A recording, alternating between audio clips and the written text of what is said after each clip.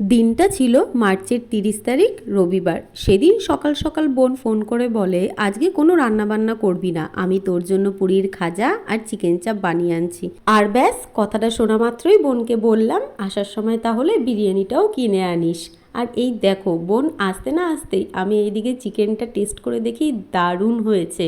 আর পুরীর খাজাটা খেতে এতটাই দারুণ হয়েছিল যে আমি একাই আসার সঙ্গে সঙ্গেই 4টে খেয়ে নিয়েছি। বাবিন এখন বাবিনের মতন টুকটাক কাজগুলো করে নিচ্ছে, আর আমরা এইদিকে বিরিয়ানি, চিকেন চাপ, আর হ্যাঁ, আমি কিন্তু পুরীর খাজাও নিয়ে বসেছি।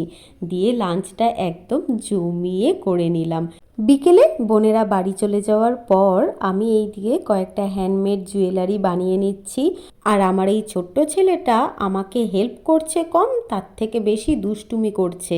আমি কি কি হ্যান্ডমেড জুয়েলারি বানিয়েছি সেটা তোমাদের সাথে নেক্সট কোনো মিনি ব্লগে শেয়ার করব।